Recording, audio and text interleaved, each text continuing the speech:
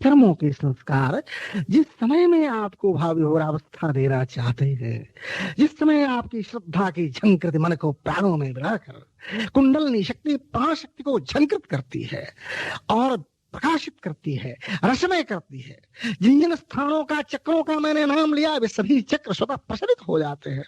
यूं कहा जाए आपके शरीर में स्वतः आनंद की सरसराहट मालूम होती है, अथवा आप इतनी भाव विभोर अवस्था में आए रहते हैं कि आपको अपनी सरसराहट का भी ज्ञान नहीं है। ऐसे प्रेमी जनों को और प्रेम पूर्ण साधकों को मैं जानता हूं, जिनकी कुंडलनी उद्बुद्ध है, जिनकी प्राण शक्ति जागृत है, मन और प्राण के लीन हो जाने से जो आनंद में घंटों डूबे रहकर जाने अनजाने अशुभ प्रवाह करते रहते हैं, अशुभ प्रवाह का भी उन लोगों को ज्ञान नहीं है। ऐसे प्रेम पूर्ण भाव विभोरावस्था में रहने वाले लोग क्या जानने गए कि हमारी रीढ़ की हड्डी में सरसराहट होती है या नहीं। डंडा खेलने वाले और बिनवट के हाथ जानने वाले डंडे की बात कर सकते हैं, लेकिन जो बराबर अपने असद विचारों पर सद विचारों का डंडा देने का अभ्यस्त है, जो अपने प्रभु के चरण रस से अथवा मुखमंडल की रसच्छवि के रस में अपने को विभोर पाता है, उसे क्या पता है थोड़ा सा भी कि मेरी रीढ़ की हड्डी में सुषुम्ना में और ब्रह्मनाड़ी में सरसराहट होती है कि नहीं होती है। ऐसे लोग तो भाषास्पद हो जाएंगे, जो लोग प्रेम की पूर्णावस्था में रहे और इसी चीजों को भी खोए, प्रभु के राज्य में नहीं, संसार के राज्य में। तो देखना यह है कि हम प्राकृतिक उपादानों से, गार्हिक सदस्यों से, मिलने वाले मित्रों से, सत्शास्त्रों से, आकाश से, धरती से, कहां से कितना आनंद हम प्राप्त करते हैं, किसमें हम कितना प्रेम बीज बोया हुआ पाते हैं, कहां से हमको कितना रस मिलता है। यही सत प्राप्ति है, कदाचित सरस्वत प्राप्ति है। तो हम सरस्वत प्राप्ति कितनी करते हैं, इसी पर हमारी भाव समाधि निर्भर करती है। अगर अपने प्रिय प्रभु की आंखों को देखते देखते हम मनोन्मत्त हो गए, उनकी आंखों की तरलता, रसच्छटा, विशदता, उज्ज्वलता, श्यामता और सरसता अगर हमको विमुग्ध कर देती है, हम उसमें घंटों पड़े हुए हैं, तो निश्चित ही हमारी समाधि हो गई, हमारा मन प्राणों में मिला हुआ है, हमारी कुंडलनी रसपूर्ण हो गई है, हमारी जीवनी शक्ति सर्वांशतः हमारा साथ देने लगी है।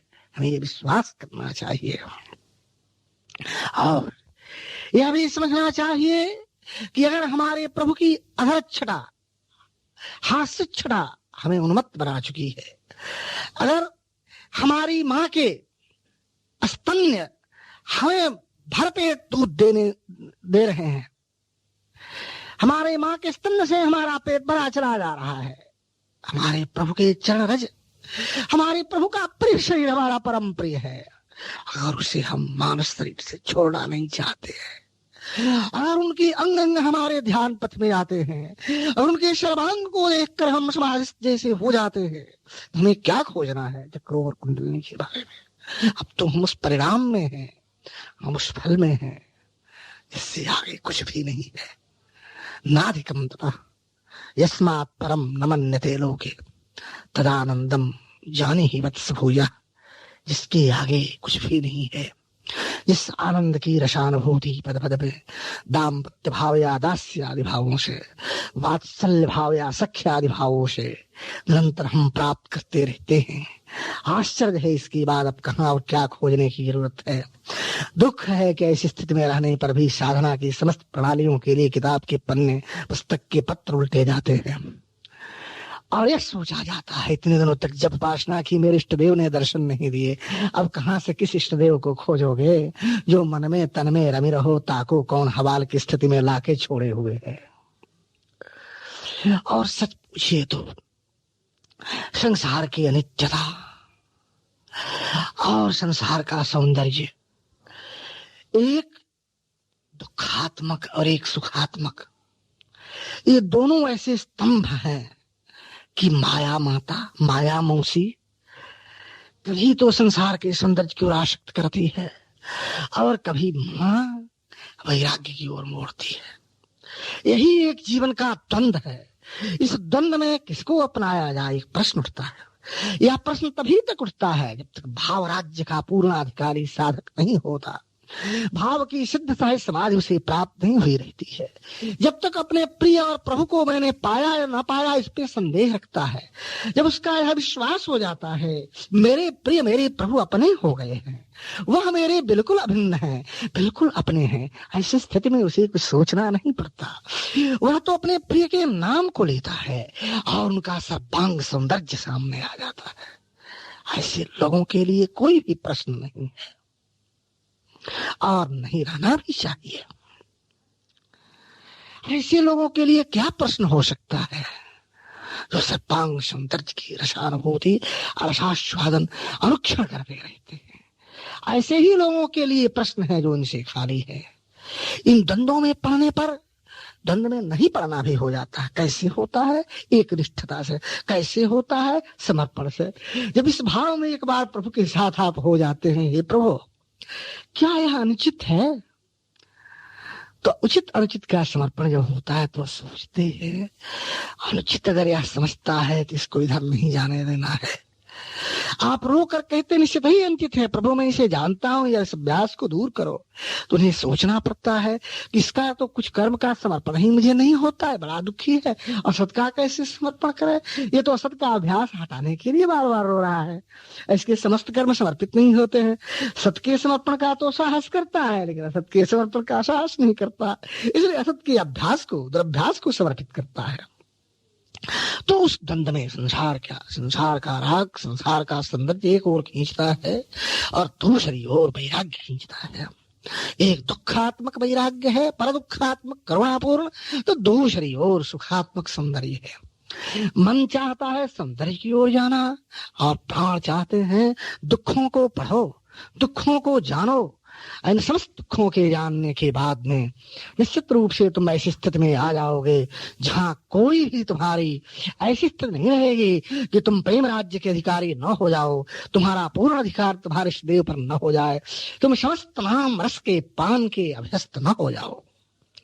और अगर जब तुमने सौंदर्य के राज्य में घूमकर यह देखा कि हमारी राशि राशि संसार की सौंदर्यमयी विभूति जो है, वह सौंदर्यमय विभूति वह कनक हमें आकृष्ट कर रहा है, क्या हमारे मन के साथ प्राण भी जाते हैं? अगर मन के साथ प्राण जाएंगे तो सौंदर्य के उस रस का आदान करेंगे जो आनंदमय, हमारे आनंदमय प्रभु का, हमारे आनंदमय इष्ट देव का, हमारी आनंदमयी शक्ति का, हमारी चित शक्ति और सत्शक्ति, हमारी आनंदमयी शक्ति अखंड सच्चिदानंदमय शक्ति से अभिन्न है। इसको अस्पष्ट यूं समझे। हमारे प्राण सौंदर्य के उपादानों में जाएंगे तो अपने को क्षीण नहीं होने देंगे, बल्कि अपने को पुष्ट करके आएंगे। क्यों? वे सौंदर्य के उस आनंद भाग को लेंगे जो अरूप है, वे आनंदानुभूत हो जाएंगे, प्राण पुलकित होंगे और सासा प्रकृति के उपादानों के सौंदर्य से पुलकित होकर वे आनंदमय ब्रह्म में सरस में डूब जाने लगेंगे। और मन जब उधर मुड़ता है तो वह चाहता है कि अपनी संगनीय इंद्रियों को भी ले जाए, अपने तो शांत हो जाए, थक जाए, अपने साथी प्राणों को व्याकुल कर दे और इंद्रियों को ध्वस्त कर दे, इंद्रियों की शक्ति को वृद्ध कर दे, इंद्रियों की शक्ति को क्षीण कर दे। यह मन चाहता है। यह मन ऐसा है, ये अपनी संगनियों को भी नष्ट करना चाहता है, अपने को भी नष्ट करना चाहता है। जिस प्राण से 24 घंटे घुला बिना रखकर जीव कहा जाता है, वर्तमानता रहती है, जिसके कारण उसको भी चाहता है कि छटपटाहट में डाल दे। तो प्राण संस्कारवश हमारी प्रार्थना से, उनकी कृपा से समय आने पर जब सौंदर्य के उपादान से आनंद की आनंदमय था, परमानंद रसामय और रामानंद लेकर लौटते हैं, अभिराम आनंद लेकर लौटते हैं, तो मन का वश उस पर नहीं चलता है। और जब मन का वश चलता है तो वह उधर अपने को क्षीण करता है, इंद्रियों को वृद्ध बनाता है, क्षीण करता है, रोगी करता है, अपने को चंचल करता है और प्राणों पर आघात पहुंचाता है। वे झंझना उठते हैं, वे छटपटा उठते हैं।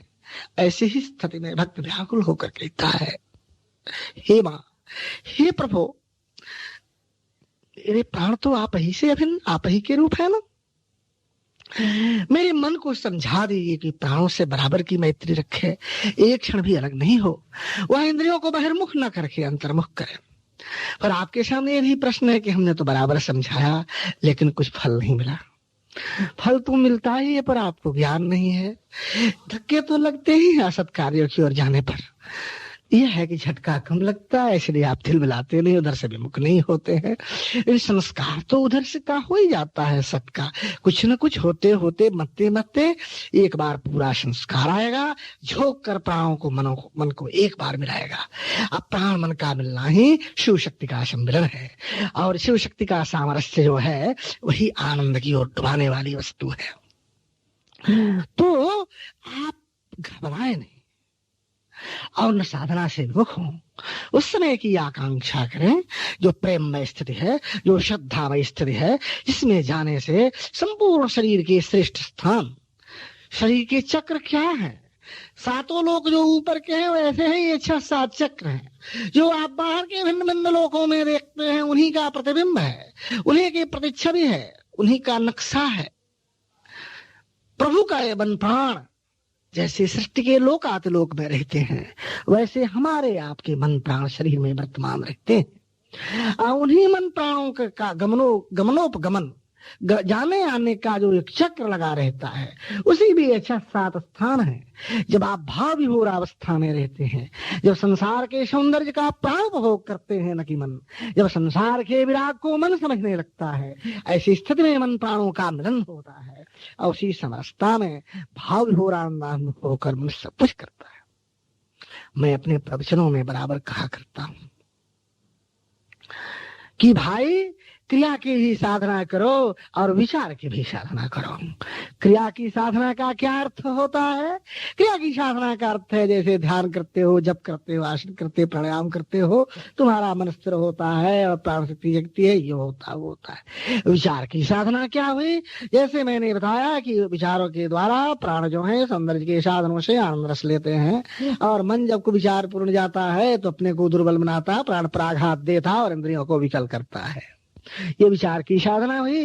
विचारों के द्वारा सत को बढ़ाना है और असत के अभ्यास का दुर्भ्यास को समर्पित कर देना है कि फिर असत ज्यादा न बढ़े। ऐसा आप समर्पण करते हैं, प्रभु से कहते हैं, तो आप समझिए कि आपके कहने पर भी लाभ नहीं होता है, या तो थोड़ा थोड़ा लाभ होता है, आपको नहीं मालूम होता है, नहीं तो आपके कहने में भी उतनी व्याकुलता नहीं, उतना समर्पण नहीं है। कह तो देते हैं, मन में भाव भी है कैसा होना चाहिए, इसलिए नहीं हो पाता है। तो आपको करना क्या है? यही करना है कि इतनी भाव रस को, इतनी प्रेम रस को बढ़ाना है कि कदाचित इतना बढ़ जाए कि विचार के साधना की अधिक जरूरत भी न पड़े। क्रिया की साधना, प्रेम की साधना ही सब कुछ कर दे। एक बुद्धिमान आदमी अपनी बुद्धि से संसार की सृष्टि करता है, ज्ञान से करता है। परमेश्वर ज्ञानवान होते हैं तो इच्छा शक्ति उनकी क्रिया कराती है, उनका नाम परमेश्वर होता है।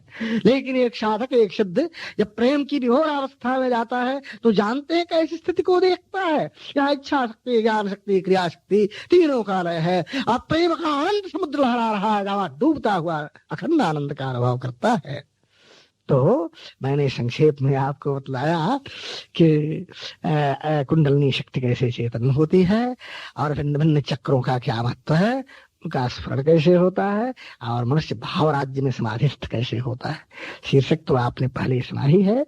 यह उन्हीं की आज्ञा से आज का प्रवचन आपको सुनाया गया, और यह शब्दमयी पूजा उन्हीं के चरणों में समर्पित है।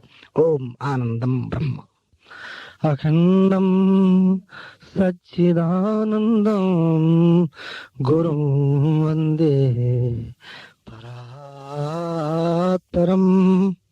साकारं सगुणं चैव निराकारं च निर्गुणम्। ओम। मैं अखंड सच्चिदानंद पूर्ण ब्रह्म परमेश्वर को नमस्कार कर आज डॉक्टर सूर्य नारायण मिश्रा के भ्रातृजों और लड़कों के उपनयन संस्कार के उपलक्ष्य में विशेषतः उपनयन संस्कार और साधारणतः अन्य संस्कार विशेष की चर्चा चलाऊंगा।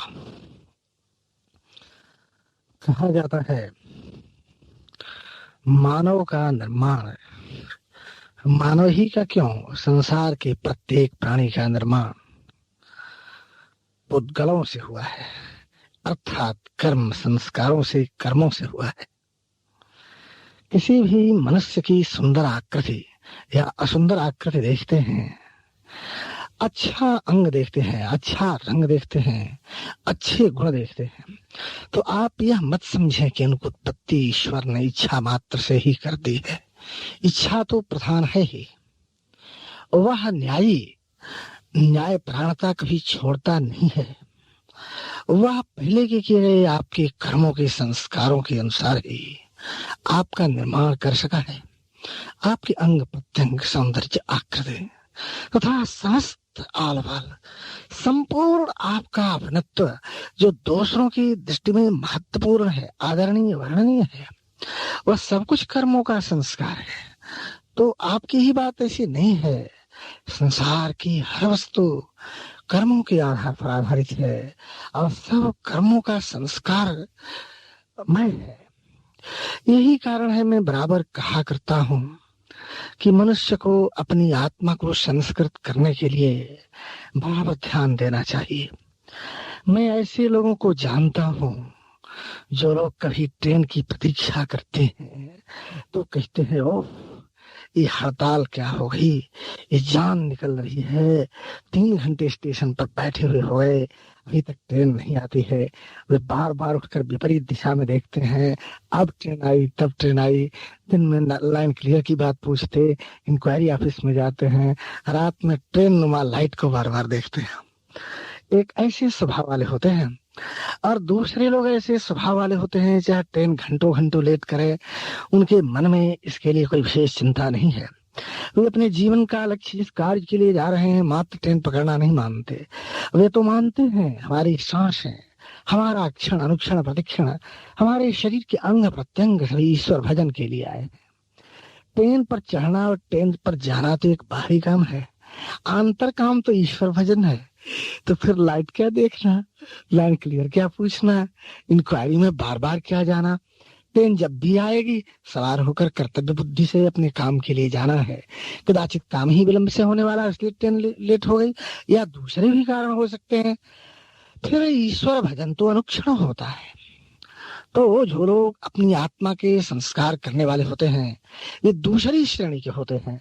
ट्रेन के विलंब उनकी चिंता के कारण में नहीं है, वे अपनी आत्मा को संस्कृत करते हैं। वे कर्मों के संस्कार से अपने मानस को संस्कृत करते चलते हैं।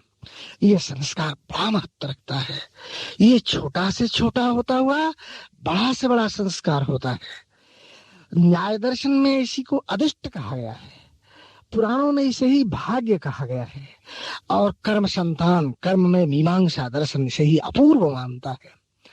बड़े बड़े यज्ञों में छोटे छोटे कर्म एक में मिलकर महान कर्म समुदाय बनाते हैं, जिससे आत्मा की स्वर्ग गति, सुखमय स्थिति होती है। मीमांसा का स्वर्ग साधारण पौराणिकों का स्वर्ग नहीं है जो नरक के साथ आता हो, नरक के बाद आता हो या पहले।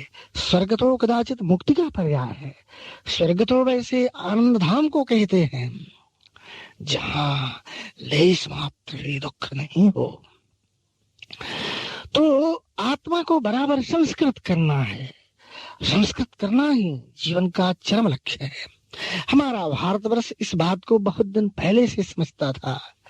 इसीलिए विवाह के बाद में पुरुष सम तिथियों में, कन्या के लिए विषम तिथियों में, पुत्र के लिए स्त्री की पूजा करता हुआ दैविक भावना से संपन्न होकर अपनी संतान विश्वोपकारक हो, हमारा पुत्र ईश्वर भक्त हो, और संसार का प्रत्येक कार्य भी हमारी ही तरह बने, हमारी अच्छाई की तरह, हम जो एक अच्छे आदमी इस तरह करता रहे। ऐसी भावना से अवैदिक मंत्रों द्वारा देवताओं की स्तुति करता हुआ, अपने इष्ट देव की आराधना करता हुआ पुत्रोत्पादन के लिए गर्भाधान करने का विस्तार है।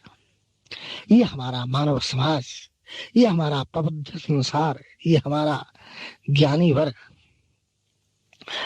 वैसे ही 16 संस्कारों में जात कर्म, सीमंतो नयन, पहले जात कर्म, फिर नामकरण, अन्नप्राशन, ऋग्वेद चूड़ाकरण, उपनयन, वेदारंभ, समावर्तन, के शांत, विवाह, चतुर्थी कर्म, और वह भी एक कर्म जिसकी चर्चा चलाना उचित नहीं मानता। मैंने तो संकेत मात्र कर दिया, गिनती में अधिक कम हो तो आप गिन के मिला लीजिएगा, बाद में ही पूछ लीजिएगा, मैं प्रवाह में बोल रहा हूँ। ये 16 संस्कार होते हैं। इन 16 संस्कारों से आत्मा नीचे की ओर से ऊपर की ओर चलती है।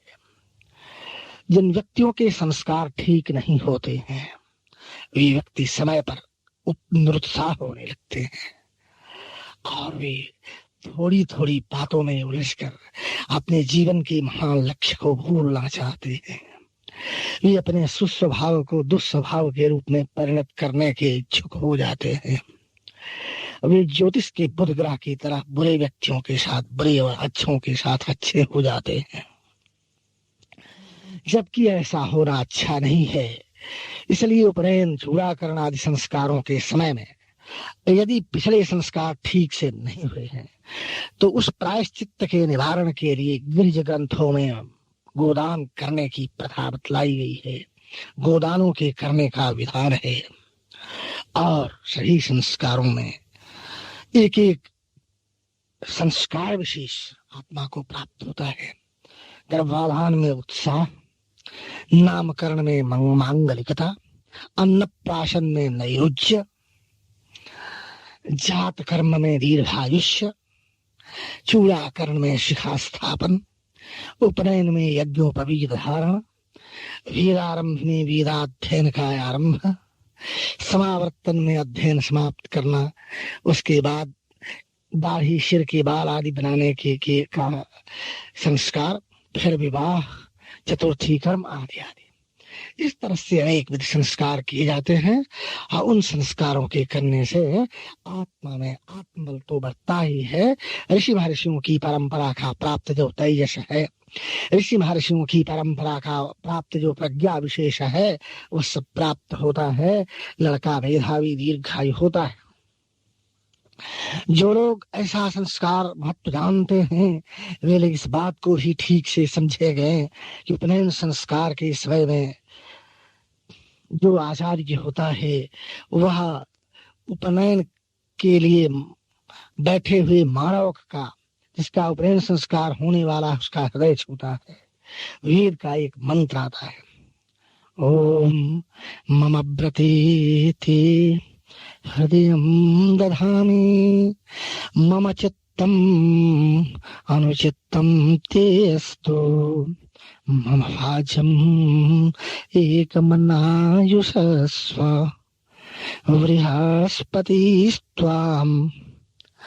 बृहस्पतिस्त्वा नियुनाक्तु मह्यम्। ओम अर्थ होता है, मेरे व्रत में, मेरी उपासना में, मेरी सांसारिक कर्म यात्रा में तुम सहायक रहोगे आज से, अलौकिक यात्रा में तुम सहायक रहोगे आज से, इसलिए मैं तुम्हारे हृदय का स्पर्श करता हूँ। मेरा मन तुम्हारा मन एक हो, यानी मेरा चित्त और तुम्हारा चित्त एक हो।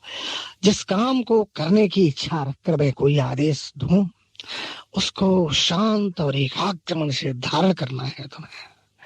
और मेरा विश्वास है, प्रार्थना भी करता हूँ, ज्ञान के स्वामी गुरु बृहस्पति तुम्हारे मन को मेरे मन से एकीभूत करते। यह मंत्र यज्ञोपवीत संस्कार में पढ़ाया जाता है। अनेक आहुतियां तो संस्कार के लिए दी जाती हैं, किंतु यह मंत्र विश्वोपकार भावपूर्ण आचार्य के विश्वोपकारी मानस से मानव जिसका उपनयन संस्कार किया जा रहा हो उसके मानस से एकीभूत होता है। कदाचित सृष्टि में समता विधान की नींव आचार्य मानव के हृदय के स्पर्श काल में ही कर देना चाहता हो। कदाचित बृहस्पति के समान ज्ञान भांडागार मानव के हृदय को स्पर्श करते हुए उसके भीतर स्थापित कर देना चाहता हो।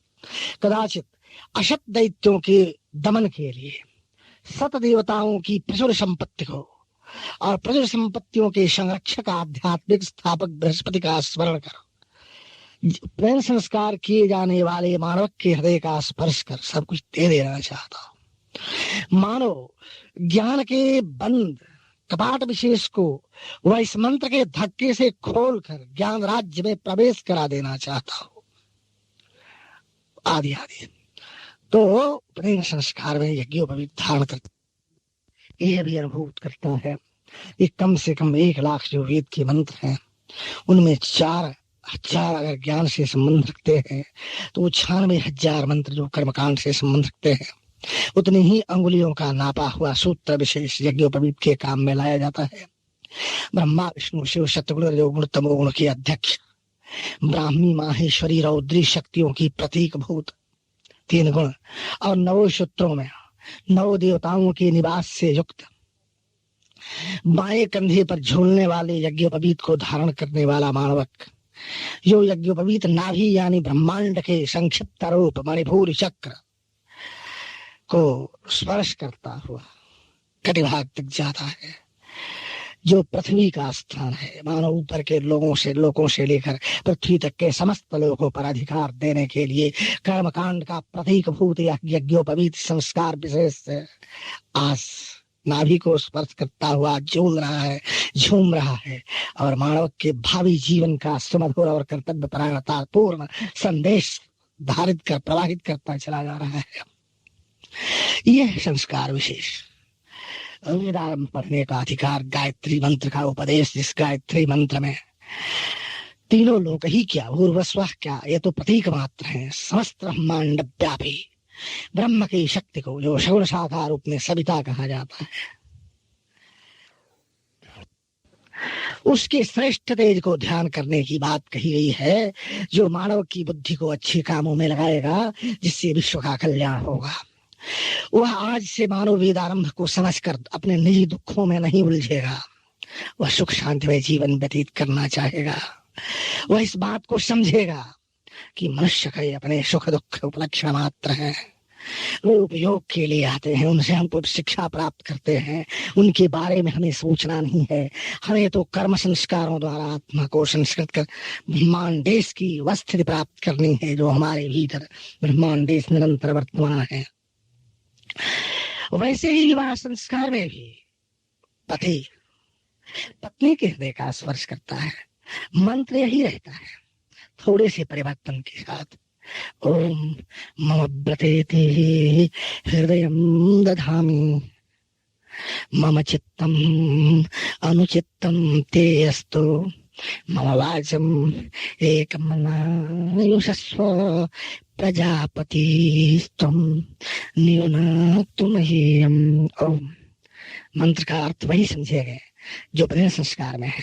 अंतर इतना ही है कि आज वर कन्या के हृदय का स्पर्श करके यह कह रहा है, संतान के स्वामी जो देवता है प्रजापति देवता वह हमारे और मुझे भूल जाओ, या मैं ही ऐसा न कर बैठूं, अथवा हम दोनों से उत्पन्न संतान हम पूरब चलने को कहें तो पश्चिम चलने को अभ्यस्त न हो, या हमारे जीवन का जो विशाल लक्ष्य है उस लक्ष्य की ओर अभिमुख हमारी संतान हो।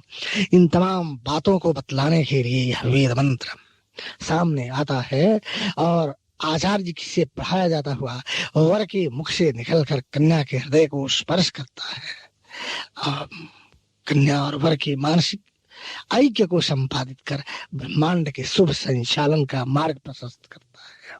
समय बताते रहिएगा। और संस्कारों में एक दूसरी विशेषता है, वह यूं है, भारतीय संस्कार सभी हमको दोनों ओर मोड़ते हैं, लोक की ओर और परलोक की ओर। कहा जाता है जो लोक की केवल उपेक्षा मात्र करता है उसे परलोक शायद न मिलता हो। शायद क्यों नहीं मिलता है?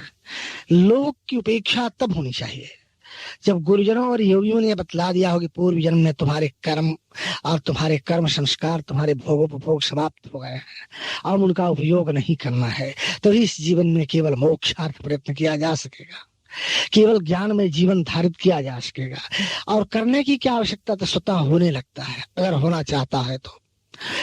जो लोग ऐसा नहीं करते, जिन्हें गुरुजनों और योगियों के द्वारा ऐसे आदेश प्राप्त नहीं है, ऐसे लोग निश्चित ही लोकोपयोगी कर्म करें। वे सभी संस्कारों को करे कराए होश आने पर और वे अपनी आत्मा को बराबर उन्नत करें। वे संसार के पिता पुत्र मातृ बंधु बांधव आदि सभी अपनत्वों को संबंधों को ठीक से पालित करें। भले बुद्धि ईश्वर पूजा की कर लें, किंतु इनसे आप अपने को वंचित मत रखें। राम का चरित्र और राम का आदर्श यही हमें बता सका है। दूसरी तरफ हम यह भी समझें और ऐसा भी सोचें कि हमें अध्यात्म को प्राप्त करना है। अध्यात्म का अर्थ होता है जप ध्यान आदि क्रियाओं द्वारा, प्राणायाम आसन आदि द्वारा परमेश्वर की अनुभूति करना, जो ब्रह्मांड के कण कण में व्याप्त है या जो मेरे मानस में सन्निविष्ट है। ऐसी भावना से ही कर्म संस्कार अगर किए जाएं तो ठीक है कि संसार खराब नहीं हो और परलोक ठीक हो। ये संस्कार ही क्यों, छोटा बड़ा कोई भी विश्व का काम किया जाए, इन संस्कारों के माध्यम से मैं उनकी भी चर्चा चला देना चाहता हूँ, तो वह कार्य सुचारू रूप से किया जाए। और इसलिए किया जाए कि हमारा समय सार्थक हो, अंग प्रत्यंग तथा अन्य साधन सार्थक हो, हमारा जीवन व्यर्थ न हो जाए। संसार के कार्य भी ऐसे होते रहेंगे और परलोक का कार्य भी होगा। इस तरह से परलोक का कार्य होगा तो संस्कारों की विशेषता हमारे सामने आएगी और मानव जीवन का प्रत्येक कार्य भी हमारे अनुकूल होगा। विश्व में किए जाते हुए जितने कर्म हैं तथा यज्ञों और संस्कार विशेषों के अवसर पर किए जाने वाले ग्रहादि पूजन, मातृका पूजन, आभिदेय श्राद्ध तथा अन्य क्रियाएं भी प्रकारांतर से संस्कारों को पैदा करती हैं और वे मानव के प्रधान संस्कार में प्रधान अपूर्व में छोटे छोटे अपूर्वों को, छोटे छोटे संस्कारों को जोड़ती चलती है। इसलिए उनका भी विशेष महत्व है। अधिक क्या बतलाऊं, बिछावन छोड़ने के समय अपने प्रभु के मस्तक में ध्यान से लेकर, धरती पर पैर रखने से लेकर, जो सांस चलती हो हाथ उठाकर मुखमंडल के छूने से लेकर, अदत्वन करने स्नान से लेकर शयन पर्यंत जितनी छोटी बड़ी क्रियाएं होती हैं, समस्त क्रियाओं का संस्कार होता है। तुम कोई भी काम करते इस बात का बराबर ख्याल रखो, मैं कर्म केवल इसलिए नहीं करता हूं कि मैं पैसे और यश पैदा करूं। तुम यह भी समझो कर्म हमसे कराए जा रहे हैं और हमको चांस दिया गया है इन कर्मों के द्वारा हम अपनी आत्मा को शुद्ध कर लें। अगर तुम में समर्पण का भाव है, अगर तुम ये बराबर सोचते रहते हो कि हमें ये सब काम इसलिए करने हैं कि हमारी आत्मा का संस्कार जो है वो समाप्त हो जाए, पूर्वकृत कर्मों का भोग समाप्त हो जाए, तो निश्चित ही तुम बड़े आदमी होते चले जा रहे हो।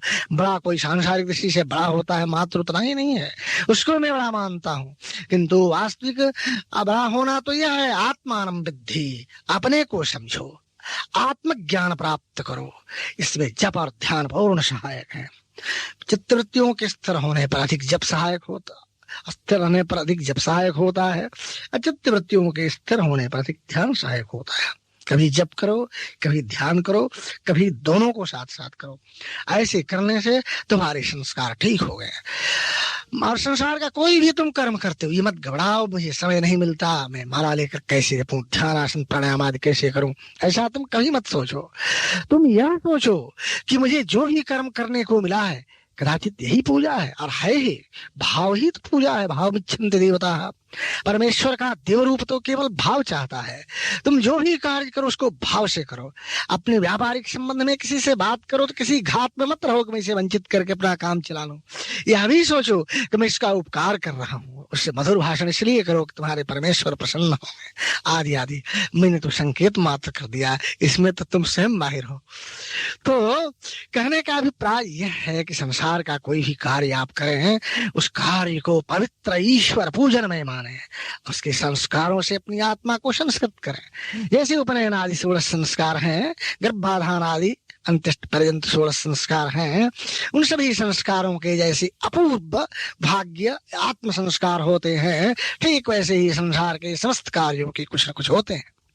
गीता में भगवान कृष्ण ने कहा है, प्रसादे सर्व दुखानां हानिरस्योपजायते प्रसन्न चेतसो ह्यासो बुद्धि परे अवतिष्ठते। तुम बराबर प्रसन्न होने को सीखो। आत्मा का क्या मुख्य गुण है? आनंदमय होना। तो प्रभु जो तुम्हारे हृदय में विराजमान है, मानस में, उनका गुण आनंदमय होना है। क्यों नहीं इस बात को समझते हो कि अनुकूल प्रतिकूल प्रत्येक परिस्थिति में हमें प्रसन्न होना है। जब तुम बराबर प्रसन्न होने लगोगे तो तुम्हारा मानस दुखित नहीं होगा। मन को मैं बराबर कहता हूं कि प्राणों से अभिन्न है, इसीलिए वह जीव है, किंतु प्राणों को ठगता रहता है। प्राणों को धक्के से आगे देने के बदले पीछे धकेलता है और स्वयं इंद्रियों की ओर बढ़ता है। इसलिए तुम्हें यह चाहिए कि मन को तुम बराबर अपने वश में करो। जो आदमी मन को वश में करता है वह निश्चित ही दुखों को कुछ नहीं मानता, आत्मा की आनंदमयता को समझता है। आज तुम बराबर प्रसन्न रहने लगोगे और होने लगोगे तो तुम्हारे सभी दुख स्वयं समाप्त हो जाएंगे। दुख मानस में रहते हैं, मानस जब प्रसन्नता से भर जाएगा तो उसमें आत्मयता आ जाएगी। आत्मा की विशिष्ट गुण में आनंद एक विशिष्ट गुण है, कदाचित वह स्वरूप ही है। तो जो मनुष्य प्रसन्न होता है उसकी बुद्धि स्थिर हो जाती है। बुद्धि क्या है? मन का अग्रभाग है, अगला भाग है। उसका मन स्थिर होने लगता है, उसके चित्त का आनंद में लय हो जाता है। तो देखो न जरा इसका अभ्यास करके यह कितनी बड़ी पूजा है। तुम थोड़ी थोड़ी बातों में नाराज होने लगते हो, तुम्हारी त्योरियां चढ़ जाती है, तुम गर्म हो जाते हो, समाज के लोग तुमसे डरने लगते हैं। क्या इसीलिए तुम आए हो? तुम इसलिए नहीं आए हो, तुम तो स्वयं आनंदित रखकर दूसरों को आनंदित करने आए हो। छोटी मोटी बातों में उत्तेजित क्यों होते हो? तुम्हारी भाव भंगिमा विकृत क्यों होती है? स्मरण करो ना उस स्वरूप को। क्या? सर्व मंगल मांगल्ये शिवे सर्वार्थ साधिके शरणे त्र्यंबिके गौरी नारायणी नमस्तुते। नारायणी के अनेक अर्थ होते हैं, किंतु कला काष्ठाधिष्ठात्र देवता यानी समय रूपणी शक्ति भी नारायणी है। वह सर्वमंगल मांगल्य, हर तरह के आनंद से आनंदपूर्ण है, वह कल्याणमय है। आनंदमयता ही सभी मनोरथों को पूर्ण करने वाली है। वह सृष्टि के पालन शक्ति, संहार शक्ति तथा सृष्टि शक्ति, तीनों के प्रतीकभूत देव, तीनों के प्रतीक जो देवियां हैं उनके लिए वह सर्वस्व है, उनके लिए वह सब कुछ है, उनकी मां है वह। तुम अगर उसकी शरण में जाते हो, समय रूपणी आनंदाधिष्ठात्र देवी की शरण में तुम जाते हो, तो समझो तुम नारायण हो, तुम शिव हो, लेश मात्र भी संदेह नहीं है।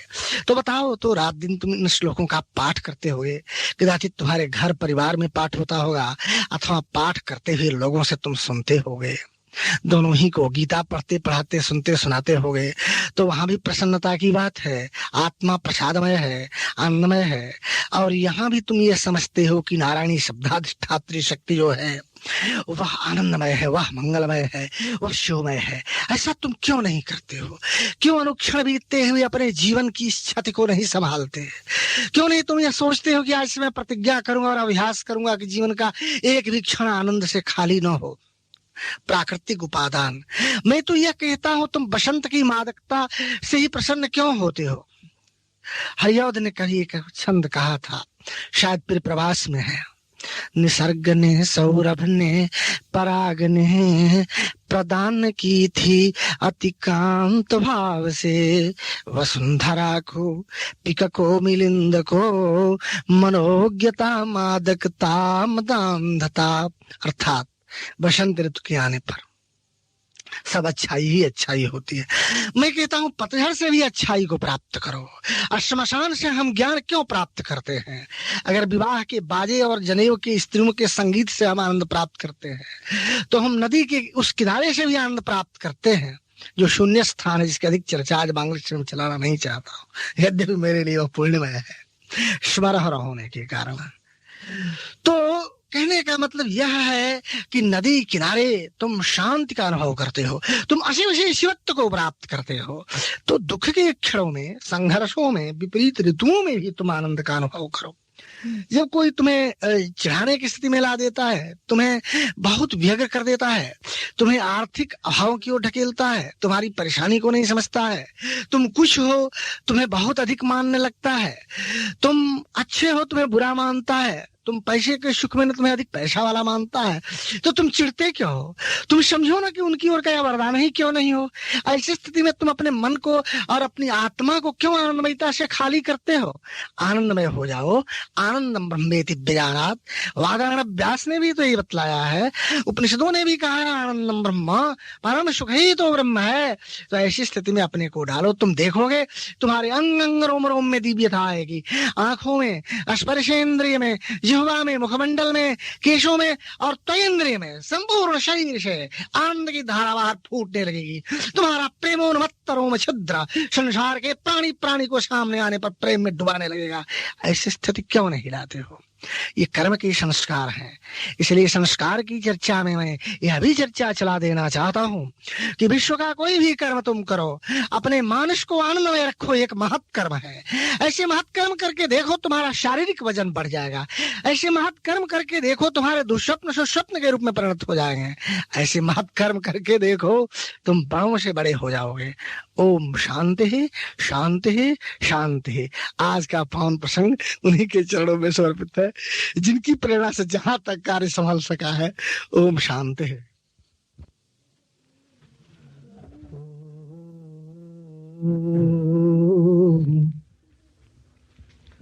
गुरुर्ब्रह्मा गुरुर्विष्णु गुरुर्देवो महेश्वरः गुरु साक्षात् परब्रह्म तस्मै श्री गुरवे नमः।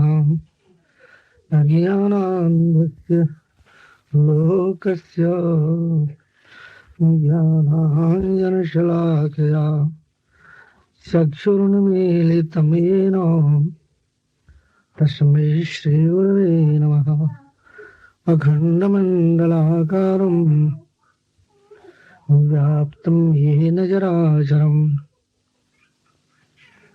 तत्पदं दर्शितं येन तस्मै श्री गुरवे नमः।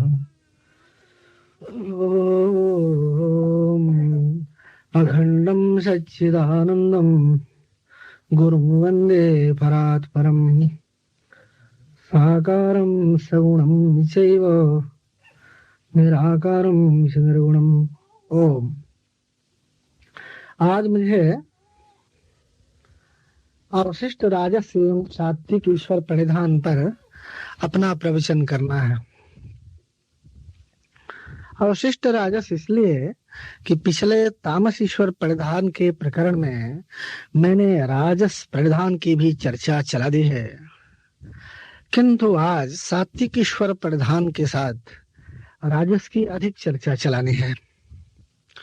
ईश्वर परिधान की व्याख्या भी पिछले प्रवचन में कर दी थी, आज पुनः उस ओर संकेत दे रहा हूं। अपना कुछ नहीं, प्रभु का सब कुछ, इसी का नाम ईश्वर परिधान है। यह जितना होता चलता है, अपनापन जितना खत्म होता है और ईश्वरपन जितना बढ़ता है, उतना ही ईश्वर परिधान होता है। जो व्यक्ति मैं और मेरा, मेरी चीजें और मेरे लोग, इन्हीं शब्दों और इन शब्दों के भावार्थों पर ध्यान देते हैं, वे लोग निश्चित ही ईश्वर परिधान से बहुत दूर रहते हैं। ईश्वर परिधान में कुछ बाधाएं होती हैं। मेरे प्रवचन की संख्याएं लघु शीर्षक रूप में 8 हैं। उनमें को ईश्वर परिधान की बाधा, ख अन्यमनस्कता, ग मैं दोषी या प्रभु, घ चित्त विकार और ईश्वर परिधान, अंग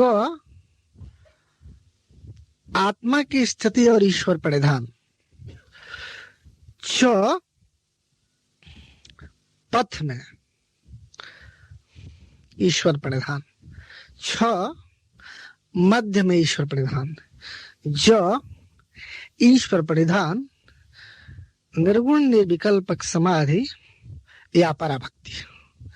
इस तरह ईश्वर परिधान के 8 रूप आपके सामने क्रमशः आवेंगे।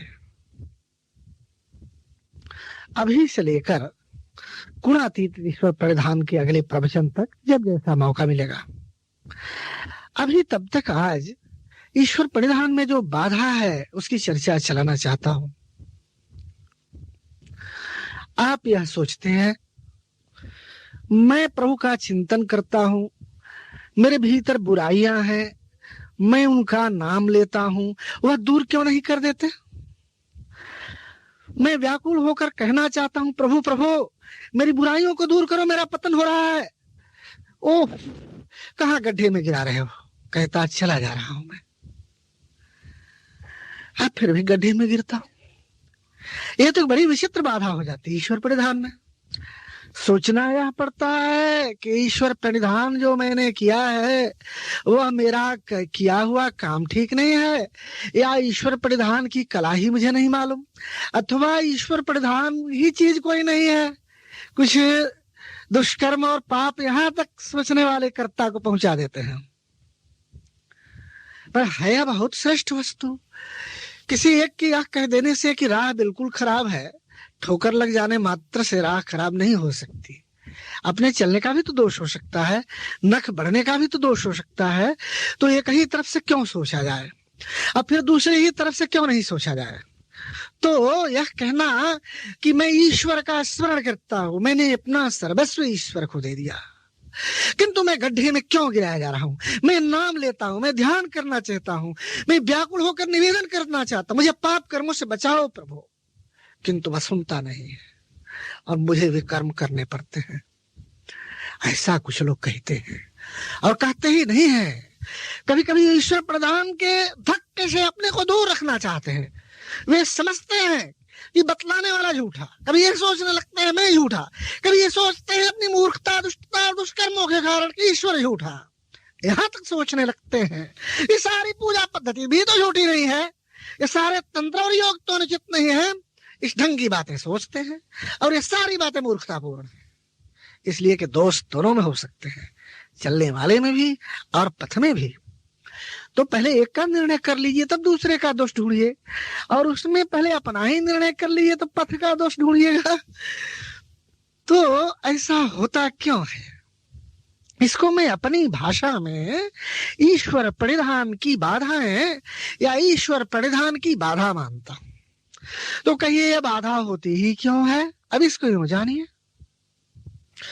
माया और माहेश्वरी अथवा माया या माहेश्वर दो होते हैं।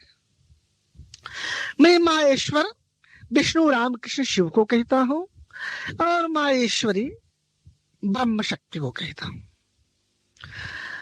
माया में मैं उस दोष विशेष को कहता हूं जिसके कारण मनुष्य अच्छा काम करता हुआ भी बुराइयों की ओर ढकेल दिया जाता है। यह सब काम माया का है। तब पूछिए माया ऐसा करती ही क्यों है? इसलिए कि उसे संसार चलाना है।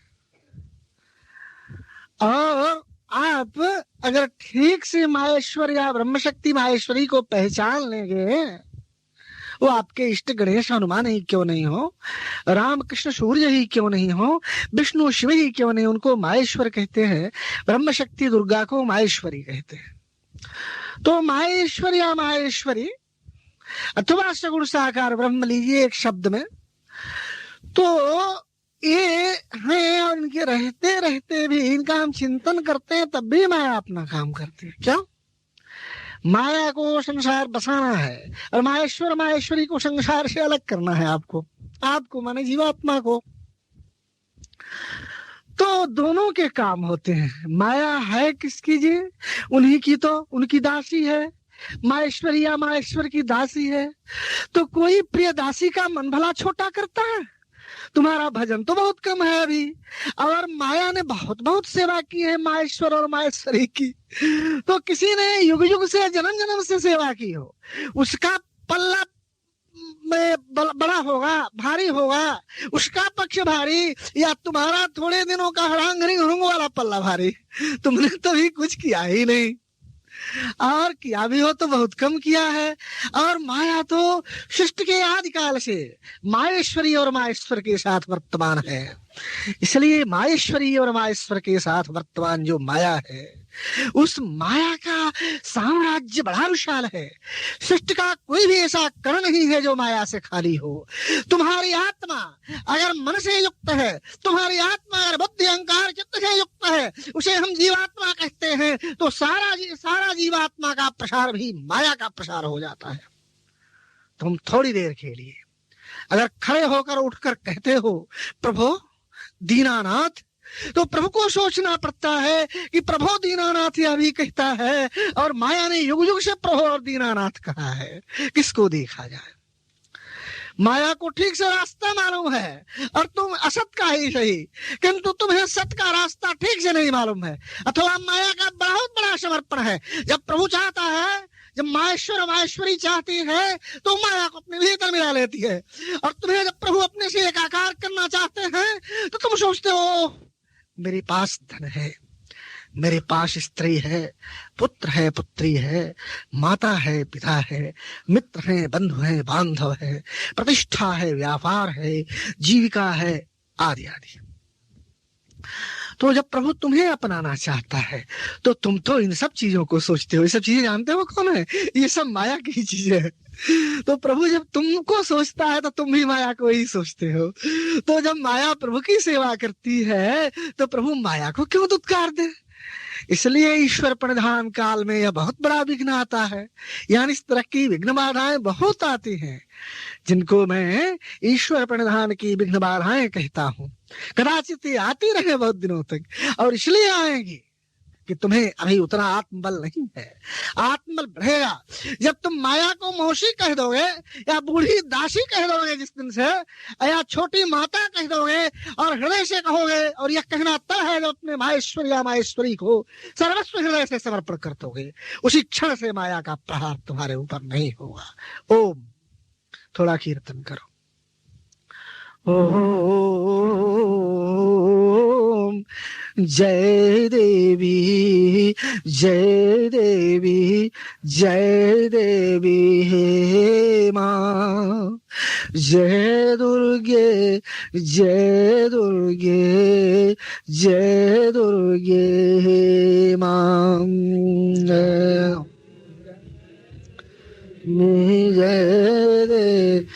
जय देवी हे माँ, जय दुर्गे, जय दुर्गे, जय दुर्गे।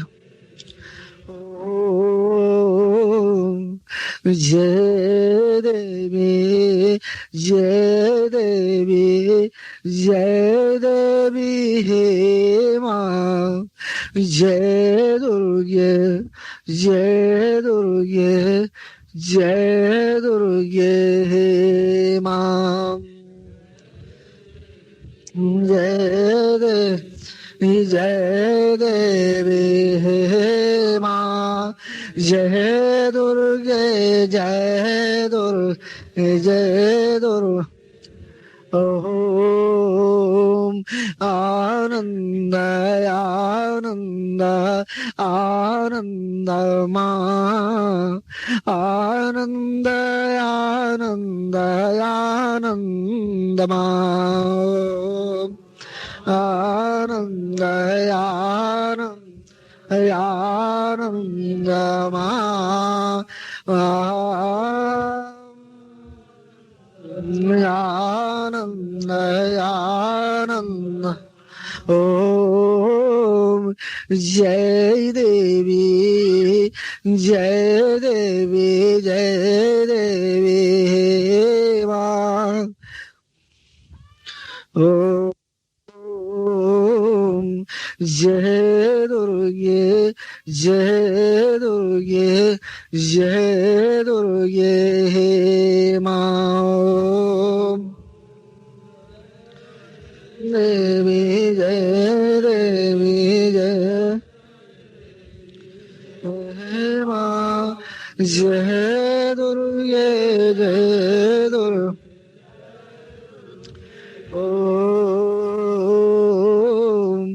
जय देवी, जय देवी, जय देवी हे माँ, जय दुर्गे जय दुर्गे जय दुर्गे हे मां जय देवी हे मां जय दुर्गे जय दुर्गे। तो मैंने इसलिए माँ का नाम ले लिया कि माया भी अगर छोटी माँ मौसी या बूढ़ी दासी होकर माँ की माँ ही तो होगी हमारी। गुरु की पत्नी को पार्वती नहीं कहते, माता ही कहते हैं, और अपने गुरु की पत्नी को भी गुरु माता ही कहता है, इसलिए पार्वती विश्व की माता हो जाती है, लेकिन शिव सबके गुरु होते हैं। तो कहने का मतलब यह है कि अगर हम माया को माँ कहें, अगर हम माया को मौसी कहें, तो बहुत कुछ लाभ होता है। कहने से नहीं, धीरे धीरे समझने से और बहुत दिनों तक समझते रहने से। अच्छा, तो एक बात और, मैंने जो 8 खंड बताए थे ना, उनमें एक ही की चर्चा शायद अब तक आज चलाऊं, अगले प्रवचनों में देखा जाएगा। इस प्रसंग में एक बात और कह देता हूं, और वही वो है कि अगर आप ईश्वर प्रणिधान, माने मेरा सब कुछ प्रभु का है, ईश्वर प्रणिधान अगर आप करते हैं और उस करने में यह भाव होता है कि प्रभु ने यह नहीं किया, मैंने उनकी याद की, तो वहां आपका ईश्वर प्रणिधान राजस्व हो जाता है। प्रभु से जहां आपने खोज की वहां सब कुछ व्यापार हो जाता है, सब राजस्व हो जाता है। और जहां आपने प्रभु का समर्पण किया, प्रभु को सर्वस्व दिया और परिधान किया, और उसके बाद में कुछ भी नहीं मांगा, कुछ भी नहीं खोजा, इच्छा हो प्रभु हमारी रक्षा करें, इच्छा न करें, हम इतना क्यों सोचेंगे, हम तो उनको सोचेंगे। यह ईश्वर प्रणिधान जो है यह सात्विक है। और अगले प्रवचन में बताऊंगा, जब होता रहता है तो गुणातीत ईश्वर प्रणिधान है। अब इसकी चर्चा अधिक नहीं चलाने है।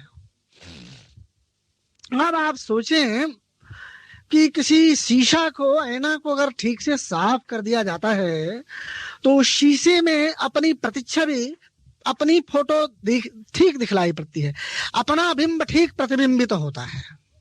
और शीशा गंदा होता है तो नहीं होता है। तो ईश्वर को सब कुछ दे देने का मतलब होता है एक तरह से आप अपने को ही सब कुछ प्राप्त करा देना, लेकिन ये मालूम नहीं होता है। और ईश्वर की से उपासना करके उनसे मांगना जो होता है वही ईश्वर परिधान होता तो है, क्रिया तो है एक।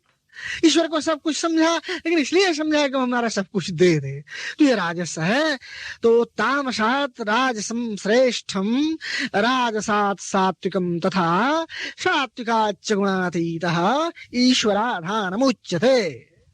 तामस से राजस ईश्वर परिधान श्रेष्ठ है, जिसकी कुछ चर्चा पिछले प्रवचन में और अधिक आज चलाई जा रही है।